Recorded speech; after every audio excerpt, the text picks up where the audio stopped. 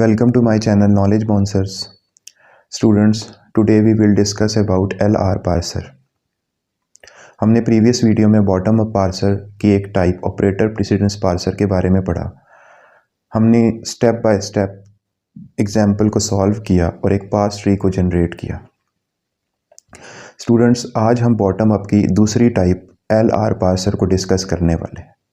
आपसे रिक्वेस्ट है कि अगर आपने अभी तक मेरे चैनल को सब्सक्राइब नहीं किया तो प्लीज़ मेरे चैनल को सब्सक्राइब कीजिए और बेल आइकन के बटन को ज़रूर दबाइएगा ताकि आने वाली तमाम वीडियोस आप तक पहुंच सकें। तो टॉपिक शुरू करते हैं। हमारा जो आज का टॉपिक है वो है LR parser. Students, LR parser एक बॉटम अप पार्सर है, एक बॉटम अप पार्सर है which is use to parse, जो पार्स करता है, एक पार्स ट्री जनरेट करता है, एक पार्स टेबल जनरेट करता है। किस ग्रामर का? एक लार्ज ग्रामर का, which is use to parse large class of grammar. LR parser में जो L वर्ड है, L stands for left to right scanning. LR parser नाम क्यों रखा गया? Because L stands for left to right scanning and R stands for rightmost derivation. Guys, इसके अंदर हम जो डेरिवेशन यूज़ करते हैं वो लेफ्ट मोस्ट नहीं होती बल्कि राइट मोस्ट डेरिवेशन होती है। LR पार्सर में काम करने के लिए कुछ स्टेप्स जो हमने माइंड में रखने हैं कि कैसे एक पार्स ट्री जनरेट करेंगे, वो मैंने बोर्ड पर लिख दी हैं। इसको वन बाय वन डिस्कस करते हैं और फिर हम एग्जाम्पल की तरफ जाते हैं। स्टूडेंट्स, सबसे पहला स्टेप जो LR पार्सर के लिए होगा वो होगा, हमने क्या करना है, ऑगमेंट द ग्रामर। एक ग्रामर को क्या करना है? ऑगमेंट करना है। ऑगमेंट करने के बाद हमारे पास एक ऑगमेंटेड ग्रामर आ जाएगी।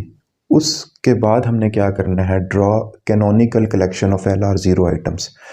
Draw canonical collection of L0 items कैसे किया जाता है, क्या मतलब है? एक नई सी लाइन आपको नज़र आ रही है, कैनोनिकल कलेक्शन कैसे होगी।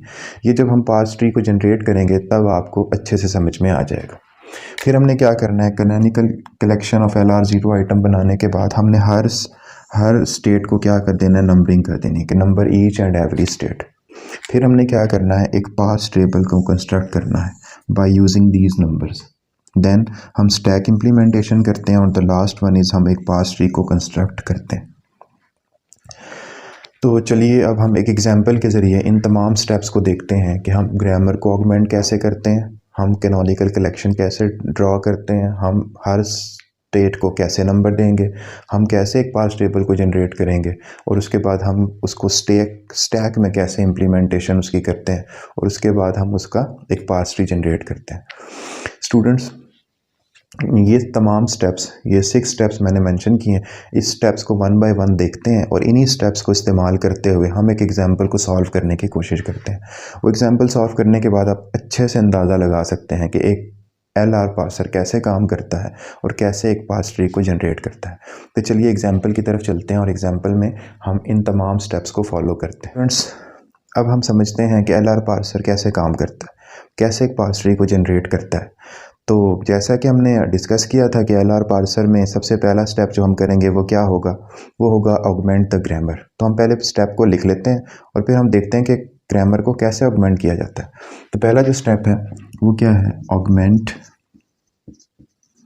The grammar. ये हमने पहला स्टेप पढ़ा था।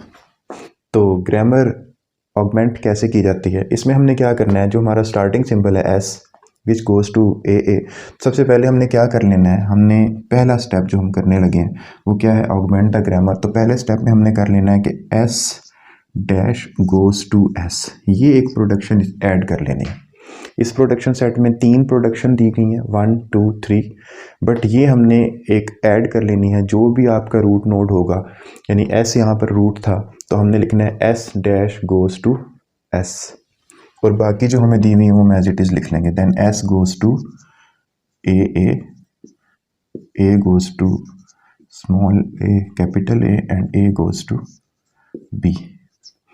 अब यहाँ पर हमने ग्रामर ऑगमेंट कर ली, मींस कि अब ये जो ग्रामर है ये ऑगमेंटेड ग्रामर है, ये ग्रामर ऑगमेंटेड ग्रामर है। ऑगमेंटेड ग्रामर में सिर्फ आपने एक काम करना है कि जो आपके पास रूट नोड दिया गया होगा, जो आपके पास स्टार्टिंग सिंबल दिया गया होगा, उसके लिए आपने पहले एक प्रोडक्शन बना लेनी है और आपने लिखना है S dash goes to S. यानी अगर यहाँ पर टी होता तो हम लिखते T dash goes to T. तो यहाँ पर ये जो स्टेप हमने ऐड कर लिया है, जो प्रोडक्शन हमने ऐड कर ली है, इट मीन्स कि अब हमारी ग्रामर ऑगमेंटेड ग्रामर हो गई है। दूसरे नंबर पे जो स्टेप हमने पढ़ा था वो हमने क्या पढ़ा था कि हम क्या करेंगे, हम ड्रा करेंगे कैनोनिकल कलेक्शन को, draw canonical collection of LR0 items.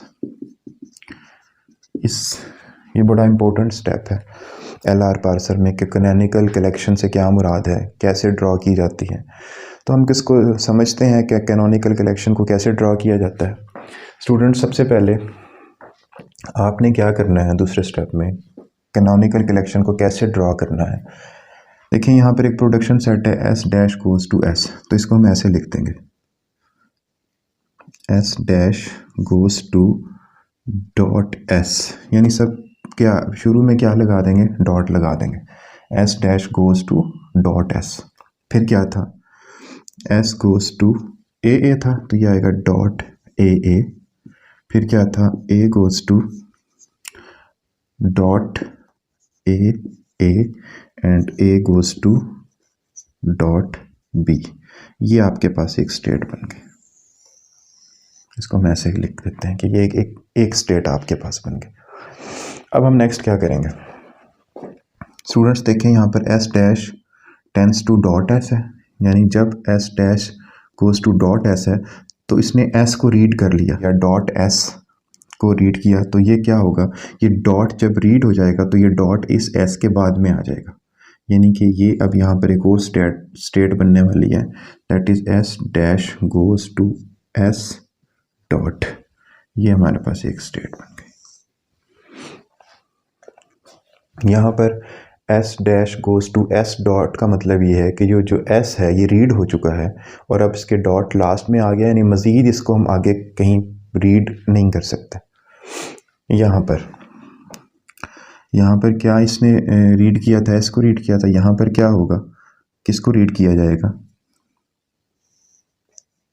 इधर से आ जाएगा एस गोज़ टू ए और ये डॉट इधर आ गया और ये ए, यानी यहाँ से इसने क्या रीड किया, यहाँ से इसने रीड किया है ए को, डॉट के बाद क्या आ रहा था, ए को था, यहाँ पे डॉट के बाद क्या आया था, एस को, तो एस को रीड करने के बाद ये आया और डॉट के बाद क्या आ रहा था, ए, और ए को रीड करने के बाद ये आया।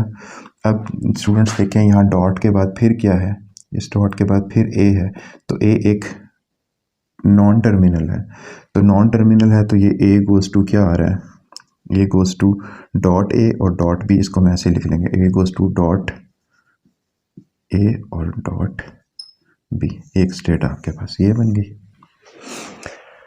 फिर यहाँ पे आगे यहाँ से ये रीड करेगा इस स्मॉल ए को और ये जो प्रोडक्शन है ये ऐसे हो जाएगी ए डॉट ए। अब स्टूडेंट्स देखें इस डॉट के बाद फिर एक नॉन टर्मिनल है और इस नॉन टर्मिनल को मज़ीद हम ओपन कर लें तो ये आएगा ए गोज़ टू, ए की क्या प्रोडक्शन है, डॉट ए और डॉट बी, और द लास्ट वन ये किसको रीड किया करेगा, इसको करेगा और ये प्रोडक्शन आ जाएगी ए गोज़ टू बी को रीड करेगा, तो ये हो जाएगा बी डॉट, ऐसे। क्लियर है जी। सिंपल सा कंसेप्ट है कि इसमें आपने क्या करना है, पहले एस को रीड किया, डॉट के बाद एक नॉन टर्मिनल था एस, उसे रीड किया, फिर डॉट के बाद ए एक नॉन टर्मिनल था उसे रीड किया, फिर डॉट के बाद ये ए स्मॉल जो कि टर्मिनल था उसे रीड किया, फिर डॉट के बाद बी था, बी को रीड किया और डॉट लास्ट में आ गया, ये डॉट इस ए के बाद आ गया, ये डॉट इस ए के बाद आ गया, ये डॉट इस एस के बाद आ गया। सिंपल सा हमने ये काम किया। लेकिन यहाँ पर एक चीज़ आप समझ लें कि अगर डॉट के बाद एक नॉन टर्मिनल हो जो मज़ीद जिसका प्रोडक्शन गिवन हो, हमारे पास ए की क्या प्रोडक्शन गिवन है, ए की प्रोडक्शन क्या गिवन है, ए की प्रोडक्शन गिवन है डॉट ए और ए गोज़ टू डॉट बी, तो वो भी आपने नीचे लिख देनी। जैसा कि इस डॉट के बाद भी ए था तो यह आया डॉट ए डॉट बी। अब क्या ये मज़ीद ओपन हो सकता है? नहीं, ये डॉट जो लास्ट में है ये शो कर रहा है कि यहाँ पर ये स्टॉप हो चुका है। इसको हम देखते हैं, क्या इस डॉट के बाद ए है, ए रीड हो सकता है, यानी ये डॉट इसके लास्ट में होना चाहिए था, तो इसको मज़ीद भी एक्सपेंड किया जा सकता है। यहाँ से क्या आ जाएगी स्टेट हमारे पास, एस गोज़ टू ए और ये डॉट इधर आ जाएगा, A dot, S goes to A dot. ये हमने यहाँ से किस चीज़ को रीड किया था, इस कैपिटल ए को रीड करने के बाद ये स्टेट आ गई। फिर इसमें हम क्या रीड करें, इस डॉट के बाद है एक स्मॉल ए, इस डॉट के बाद क्या है, एक स्मॉल ए है, तो यहाँ से स्मॉल ए को रीड करें तो क्या आएगा, A goes to A dot A, क्या आएगा, A goes to A dot A. और इस ए से क्या आता है, इस ए से क्या आ रहा है, ये एक नॉन टर्मिनल है, इससे आता है डॉट ए और डॉट बी। यानी जब यहाँ से हमने ए को रीड किया तो ये डॉट यहाँ पर चला गया, और जब यहाँ पर डॉट गया तो इस डॉट के बाद आगे क्या था, एक नॉन टर्मिनल था, तो नॉन टर्मिनल दोबारा से फिर खुल जाएगा। इस प्रोडक्शन से ए से क्या आ रहा है, डॉट ए और डॉट बी, ये इसको एज इट इज़ लिखेंगे, डॉट ए और स्लैश डॉट बी। स्मॉल ए को रीड करने के बाद इस डॉट के बाद एक स्मॉल ए था, एक टर्मिनल था, रीड करने के बाद जो स्टेट हमारे पास आ रही है वो सेम यही वाली स्टेट है, सेम दोनों स्टेट एक जैसी हैं। तो जब दोनों स्टेट्स एक जैसी हों तो हमें इसको लिखने की ज़रूरत नहीं है, हम जस्ट इसे इस तरह करेंगे कि जब ए को रीड किया तो हम कहाँ पर आ गए, हम इस स्टेट पर आ गए। अब इसमें से हमने इस कैपिटल ए को रीड कर लिया, इस स्मॉल ए को रीड कर लिया, तीसरी प्रोडक्शन जो इस स्टेट में मौजूद है वो है डॉट बी, और जब बी को रीड करेंगे तो ये आएगा बी डॉट, यानी ये पहले से स्टेट मौजूद है। हम इसको ऐसे कर देते हैं कि जब बी को रीड किया तो क्या आया, बी डॉट, ये मुकम्मल हो गया। अब यहाँ पर भी लास्ट में डॉट है, यहाँ पर भी लास्ट में डॉट है, मज़ीद एक्सपेंड नहीं हो सकता, यहाँ पर भी लास्ट में डॉट है, मज़ीद एक्सपेंड नहीं हो सकता। इसमें देखें स्टूडेंट्स, यहाँ डॉट के बाद कैपिटल ए, यानी यहाँ से क्या रीड होगा, कैपिटल ए रीड होगा। कैपिटल ए जब रीड होगा तो ये प्रोडक्शन कुछ इस तरह से बन जाएगी, A goes to A dot, sorry A dot, यानी ये डॉट यहाँ पर शिफ्ट हो गया। शिफ्ट होने के बाद क्या इस डॉट ए डॉट यहाँ पर आ गया, क्या इस डॉट के बाद कोई टर्मिनल, कोई नॉन टर्मिनल है जिसको मज़ीद एक्सपेंड करें, नहीं, तो इट्स मीन के लास्ट पॉइंट पर आ गया और एक स्टेट हमारी ये बन गई, राइट। अब हम क्या करते हैं, हमने ये canonical collection of LR zero items को ड्रॉ कर लिया, ये एक कैनोनिकल कलेक्शन कहलाती है, जिसमें सिर्फ आपने डॉट को देखना है। सबसे पहले आपने क्या करना है कि डॉट, यानी कि जितनी प्रोडक्शन आपके पास लिखी हुई हैं इनके स्टार्ट में डॉट डाल लेना है, फिर आपने डॉट को मूव करना है वन स्टेप अपर, कि अगर एक टर्मिनल या नॉन टर्मिनल है तो एक स्टेप के बाद में लगाना है। अगर डॉट लास्ट में आ जाता है तो इट्स मीन कि आगे जो ये स्टेट है ये एक्सपेंड नहीं हो सकती। तो हमने कैनोनिकल कलेक्शन को ड्रॉ कर लिया। अब तीसरे नंबर पे जो हम काम करेंगे वो क्या होगा, वो हमने क्या पढ़ा था कि हम नंबर करेंगे, नंबरिंग करेंगे, ईच स्टेट, हर स्टेट को क्या करेंगे, एक नंबर दे देंगे। फॉर एग्जांपल ये जो स्टेट है इसे मैं नंबर देता हूँ I0, इसको मैं क्या देता हूँ, ये I1 है, ये I2 है, ये I3 है, ये I4 है, ये I5 और ये I6। गाइस नंबरिंग करने के बाद हम क्या करेंगे, हम फोर्थ स्टेप पे जाएंगे, और फोर्थ स्टेप में हमने क्या पढ़ा था, हम कंस्ट्रक्ट करेंगे पार्स टेबल को, कंस्ट्रक्ट पार्स टेबल, एक पार्स टेबल को कंस्ट्रक्ट करेंगे। स्टूडेंट्स अब हम कंस्ट्रक्ट करेंगे पार्स टेबल को। पार्स टेबल कैसे कंस्ट्रक्ट किया जाता है, बहुत ही सिंपल सा मेथड है पार्स टेबल को कंस्ट्रक्ट करने का। सबसे पहले हम क्या करते हैं, हम यहाँ पर जो हमने नंबरिंग किया है 0 1 2 3 4 5 और 6, इसको हम ऐसे मेंशन कर लेते हैं, 0 1 2 3 4 5 और 6, जितने भी नंबर्स होंगे आपने उसको ऐसे लिख लेना है। इसके जो ऊपर आपने लिखना है एक जो टेबल है उसमें सबसे पहले हम लिख लेंगे टर्मिनल्स को और फिर हम लिख लेंगे नॉन टर्मिनल्स को। तो टर्मिनल्स हमारे पास कौन कौन से थे, हमारे पास एक टर्मिनल था A और एक था B, तो हमने लिखा A और B, और एक हम लिखेंगे साथ डॉलर साइन। उसके साथ हम जो नॉन टर्मिनल्स थे वो हमारे पास क्या थे, A था और S था। हमारे पास एक ए था और एक एस था। इस जो हमारे पास एक्चुअल ग्रामर थी, ऑगमेंटेड ग्रामर नहीं, जो एक्चुअल ग्रामर थी, उसमें हम देखेंगे कि हमारे पास नॉन टर्मिनल्स क्या थे और टर्मिनल्स क्या थे। जो टर्मिनल्स थे वो हमने लिख लिए। टर्मिनल्स था ए बी डॉलर।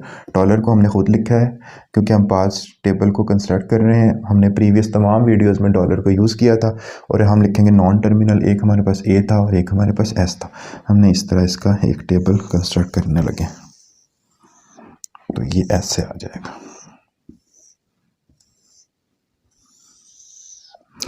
स्टूडेंट्स अब देखें, जब हमने इस कैनोनिकल जो हमारे पास एक कलेक्शन आई है, जो आइटम्स हमारे पास मौजूद है, जो डायग्राम हमारे पास मौजूद है, इसमें हम देखेंगे जब हम ज़ीरो स्टेट से एस को रीड करते हैं तो हम किधर जाते हैं। जब हम ज़ीरो स्टेट से एस को रीड करते हैं तो हम किधर जाते हैं स्टूडेंट। जब हम ज़ीरो स्टेट से एस को रीड करते हैं तो हम किस स्टेट पर जाते हैं, वन पर। तो हमने यहाँ पे ज़ीरो स्टेट में जब एस को रीड किया तो हम किस स्टेट पर आए, वन पर।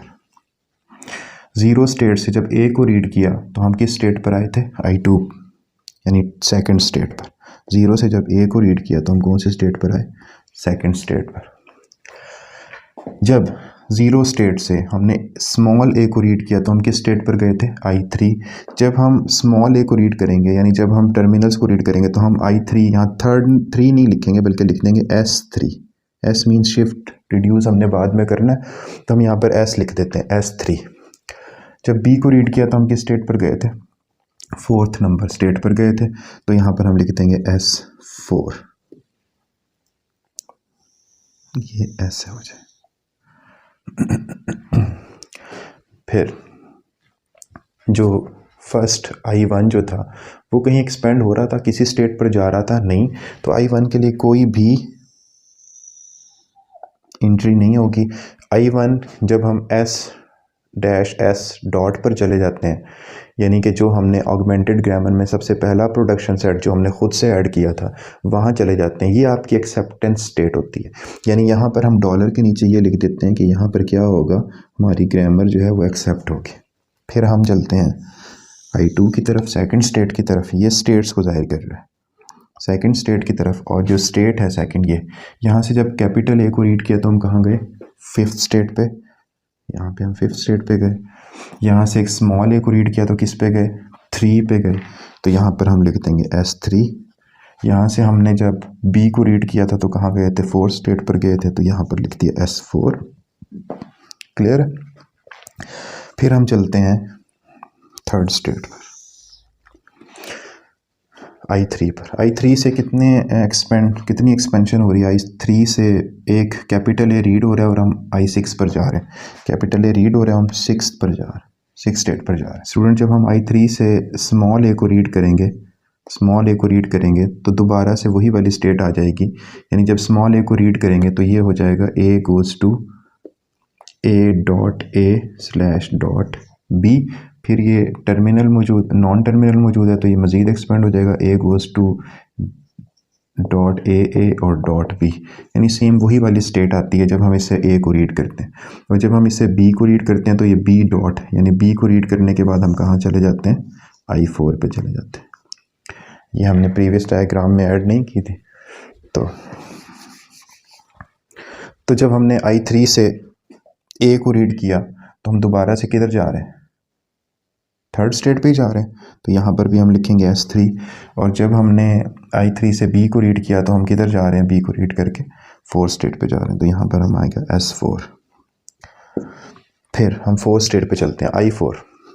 यहाँ पर अब देखिएगा कि I4 जो है, फोर्थ नंबर स्टेट जो है, ये है A goes to B dot, यानी ये फाइनल स्टेट पर आप पहुँचे हुए, B डॉट। इससे मज़ीद एक्सपेंड नहीं हो रहा। तो यहाँ पर हमने क्या करना है, जो हमारे पास एक्चुअल ग्रामर गिवन है, जो हमारे पास एक्चुअल प्रोडक्शन सेट्स गिवन है, उसको हमने नंबरिंग दे देनी है। फॉर एग्जांपल ये फर्स्ट नंबर है, ये सेकंड नंबर है और ये थर्ड नंबर है। A goes to B dot, ये कौन से वाली प्रोडक्शन है, ये थर्ड प्रोडक्शन है, A goes to B, A goes to B। तो यहाँ पर हमने क्या करना है, जहाँ से मज़ीद एक्सपेंड नहीं हो रहा वहाँ पर हमने क्या करना है, हमने रिड्यूस करना है। और क्या लिख देना है, हमने यहाँ पर लिख देना है R3 और R3। इस तमाम जो ये टर्मिनल्स हैं इसमें लिख देना R3 और R3, इसमें कुछ भी नहीं लिखना। फिर हम चलते हैं फिफ्थ स्टेट पर। यहाँ पर कोई फिफ्थ स्टेट में मज़ीद एक्सपेंड हो रही है नहीं, तो हम फिर रिड्यूस करेंगे। हम लिखेंगे फिफ्थ स्टेट में क्या प्रोडक्शन है, S goes to A dot. तो A डॉट ये कौन सी वाली है, A ये फर्स्ट नंबर प्रोडक्शन है, तो हम यहाँ पर लिख देंगे R1 और R1। फिर I6 मज़ीद एक्सपेंड हो रही है नहीं हो रही, तो ये भी हमारी रिडक्शन स्टेट है, रिड्यूस वाली स्टेट है। A डॉट ये कौन सा प्रोडक्शन है, A ये वाला, तो यहाँ पर हम लिख देंगे R2। ये एक हमारे पास LR पार्स टेबल जनरेट हो गया, LR पार्स टेबल हमारे पास जनरेट हो गया। स्टूडेंट्स अब हम इस टेबल की मदद से स्टैक इम्प्लीमेंटेशन करेंगे। तो जो हमारा नेक्स्ट स्टेप है वो हमने क्या करना है, हमने स्टैक इम्प्लीमेंटेशन करनी। कैसे करनी है स्टूडेंट्स, जो हमारे पास एग्जाम्पल में प्रोडक्शन सेट गिवन था वो ये वाला सेट गिवन था। एग्जाम्पल हमने ये इनपुट स्ट्रिंग है जो हमें दिया गया है A और B। पार्स टेबल को कंस्ट्रक्ट करने के बाद हम स्टैक इम्प्लीमेंटेशन करते हैं। स्टैक इम्प्लीमेंटेशन में सबसे पहले हमारे पास जो इम्प्लीमेंटेशन में सबसे पहले क्या चीज़ होगी, एक स्टैक होगा, उसके बाद एक इनपुट बफर और थर्ड नंबर पे होगा एक्शन। स्टैक में सबसे पहले हमारे पास जो चीज़ मौजूद होगी वो होगा $, और इनपुट बफर में जो हमारे पास इनपुट गिवन है वो है A B और $। अब हमने कैसे करनी है इसकी इम्प्लीमेंटेशन, हमने स्टैक में सबसे पहले जो ज़ीरो स्टेट है उसको ऐसे लिख देना, ज़ीरो। सबसे पहले नंबर पे हमने क्या करना है, ज़ीरो को लिख देना। गाइस अब हमने चेक करना है A को ज़ीरो में, यानी हमें पता कैसे चलेगा कि हमने शिफ्ट करना है या रिड्यूस करना है। A को किस में चेक करेंगे, ज़ीरो में। जो पार्स टेबल है इस A को ज़ीरो में चेक करें तो लिखा हुआ है S3, मीन्स कि हमने शिफ्ट करना है। क्या करना है, S मीन्स कि हमने शिफ्ट करना है, तो हम A को क्या कर देंगे, स्टैक में शिफ्ट कर देंगे। तो स्टैक हमारे पास हो जाएगा $0, A शिफ्ट हो गया। यहाँ पर स्टूडेंट्स देखें लिखा हुआ था S3, क्या लिखा हुआ था, S3, यानी हमने शिफ्ट किया। S मीन्स कि शिफ्ट किया, जो भी इनपुट हमारे पास था उसे शिफ्ट किया। जो 3 था उसको हम इधर लिख देंगे 3। समझ आ गई है। अब इसको 3 लिखा, इस 3 का क्या फ़ायदा हुआ कि जो हमारे पास नेक्स्ट इनपुट आ रहा है दैट इज़ A, उस A को हमने इस 3 में देखना है, इस A को हमने इस 3 में देखना है। तो अब हम A को किस में चेक करेंगे, 3 में चेक करेंगे। A को 3 में चेक किया तो फिर लिखा हुआ था S3 मैंने, यानी कि यहाँ पर जो रिमेनिंग इनपुट बच गया था वो था A B $। तो इस A को हमने किस में चेक किया, 3 में। A को 3 में चेक किया, पार्स टेबल से A को 3 में चेक किया तो फिर लिखा होता है S3। तो हमने फिर इसको क्या किया, शिफ्ट कर दिया A को, और स्टैक जो था वो हमारा आ गया 0 A 3, और ये A शिफ्ट हो गया, और इसके बाद फिर क्या आ गया 3, और रिमेनिंग इनपुट बफर रह गया B $। अब इस B को किस में देखेंगे, 3 में, इस B को 3 में।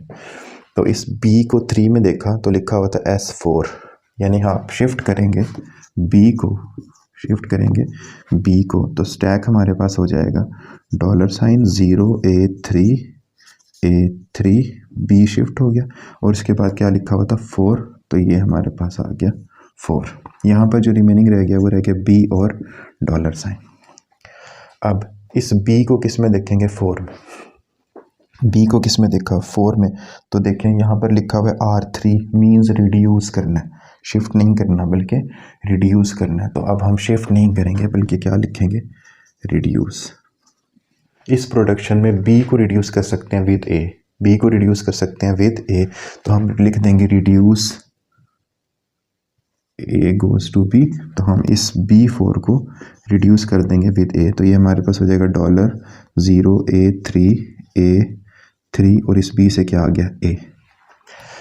अब हमारे पास इसके एंड पे कोई ना कोई नंबर होना चाहिए ताकि हम उस इनपुट, कमिंग इनपुट जो टर्मिनल है उसको मैच कर सकें विद दैट नंबर।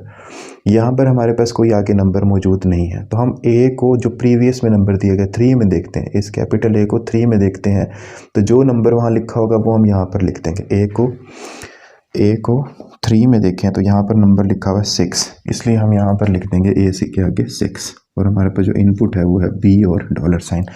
मीन्स कि अब हम बी को किस में चेक करेंगे, 6 में। बी को 6 में चेक किया तो दोबारा से लिखा हुआ है रिड्यूस R2, तो हम क्या करेंगे, रिड्यूस करेंगे। रिड्यूस करेंगे किस तरह रिड्यूस करेंगे, R2, 2 मीन्स कि जो हमारे पास सेकंड प्रोडक्शन है A गोज़ टू ए, तो इस A3 और A6 की जगह पर क्या आ जाएगा, A आ जाएगा। रिड्यूस 2 मीन्स जो सेकंड प्रोडक्शन है उसे हमने यूज़ करना है, यानी हमने लिखा A गोज़ टू ए, तो ये हमारे पास स्टैक में रह गया 0 A3 और इस ए की जगह पर क्या आ गया, कैपिटल A। नाउ ए से आगे कोई नंबर मौजूद नहीं है, फिर ए को किस में देखेंगे, 3 में देखेंगे, तो ए को 3 में देखा तो क्या आया, 6, यहाँ पर लिख दिया 6। अब यहाँ पर जो इनपुट बफर था वो है बी डॉलर साइन, बी को किस में देखेंगे, 6 में, बी को 6 में देखा, फिर लिखा फिर रिड्यूस 2, यानी यहाँ पर आपने फिर करना है रिड्यूस बाय सेकंड प्रोडक्शन, वो क्या थी, ए गोज़ टू ए, तो यहाँ पर आएगा डॉलर साइन 0, ये जो प्रोडक्शन है ये रिप्लेस हो जाएगी ए से। अब इसके बाद कोई नंबर मौजूद नहीं है, ए को 0 में चेक करेंगे, ए को 0 में चेक किया तो क्या मिला, 2, यहाँ पर हम नंबर लिख देते हैं 2। अब जो इनपुट बफर है उसमें क्या मौजूद है, बी और डॉलर साइन, बी को किस में देखेंगे, 2 में, बी को देखा 2 में, तो यहाँ लिखा हुआ था S4, यानी अब हम क्या करेंगे, शिफ्ट करेंगे किसको, बी को, हमारे पास स्टैक आ जाएगा 0 A2 बी शिफ्ट हो गया, और यहाँ पर हमने लिखा हुआ था S4, बी को हमने 2 में देखा तो S4, तो ये नंबर हमें मिल गया विच वॉज 4। अब हमारे पास यहाँ रह गया डॉलर साइन, अब हमने देखना है डॉलर को किस में देखना है, 4 में देखना है, तो डॉलर को 4 में देखें, क्या लिखा हुआ है R3, यानी हम क्या करेंगे, रिड्यूस करेंगे थर्ड प्रोडक्शन क्या है, A गोज़ टू बी है, A गोज़ टू बी है, यानी ये जो B है ये रिप्लेस हो जाएगा टू कैपिटल A के साथ, फिर यहाँ पर आ जाएगा डॉलर साइन। अब डॉलर को देखने के लिए कोई नंबर मौजूद नहीं है, तो A को 2 में देखें, A को 2 में देखें तो क्या मिलता है, 5। अब डॉलर मैच होगा 5 के साथ, डॉलर मैच होगा 5 के साथ, तो क्या लिखा हुआ है R1, तो हम रिड्यूस करेंगे R1, प्रोडक्शन 1 क्या है, A को S से, S गोज़ टू A, तो A और A5 A2 ये रिप्लेस हो जाएंगी विद S, डॉलर साइन। अब S को देखेंगे 0 में, S को देखेंगे 0 में, तो यहाँ पर क्या मिला, 1। अब डॉलर को किस में देखेंगे, 1 में देखेंगे, डॉलर को 1 में देखेंगे, 1 में देखेंगे तो देखें क्या मिल रहा है, एक्सेप्ट, तो ये यहाँ पर आ जाएगा एक्सेप्ट। इस स्टैक इम्प्लीमेंटेशन के ज़रिए हम कहाँ तक पहुँचे, एक्सेप्ट तक पहुँच गए। बहुत सिंपल, बहुत ही मज़ेदार, बहुत ही यूनिक किस्म का आइडिया है। कुछ देखने में शुरू में मुश्किल लगता है, लेकिन जब आप एक दफ़ा इसका प्रैक्टिकल करेंगे, इसको इम्प्लीमेंट करके देखेंगे तो बहुत इजीली आप इसको कर सकेंगे। इट मीन्स कि जो ग्रामर हमें दी गई थी वो एक्सेप्ट है, उसका सिंटेक्स वैलिड है। अब इसके बाद लास्ट स्टेप में हम क्या करते हैं, कंस्ट्रक्ट पार्स ट्री। हम पार्स ट्री को कंस्ट्रक्ट या जनरेट करते हैं। देखें जी, पार्स ट्री बॉटम अप है, तो हम बॉटम अप इस तरह ऊपर जा सकते हैं, बॉटम अप। तो जो रूट था वो हमारे पास क्या है, एस है, इस एस से क्या आया, ए, क्या आया, ए, इस ए से क्या आया, बी, इस ए से क्या आया, बी, और इस ए से क्या आया, इससे आया ए, इस ए से क्या आया, ए, फिर इस ए से आया ए, और फिर इस ए से क्या आया था, बी। यानी जो हमारे पास इनपुट स्ट्रिंग था वो क्या था, AABB, देखें जी AABB, ऐसे ऐसे एक पार्स ट्री जनरेट हो जाएगी। उम्मीद है आज आपको टॉपिक जो LR पार्सर था समझ आ गया होगा। मज़ीद अगर आपको इसमें कोई प्रॉब्लम है, कोई डिफ़िकल्टी है तो हमें कमेंट सेक्शन में ज़रूर बताएं ताकि हम आपको वो टॉपिक क्लियर कर सकें। स्टूडेंट्स, आज हमने LR पार्सर को बड़े सिंपल मेथड से डिस्कस किया और एक LR पार्स ट्री को जनरेट भी किया। Thank you so much. इंशाल्लाह नेक्स्ट वीडियो में आपके साथ हाजिर होंगे कंपाइलर कंस्ट्रक्शन की सीरीज़ के साथ ही। तब तक के लिए मुझे इजाज़त दीजिए। अल्लाह हाफिज़। Thank you so much.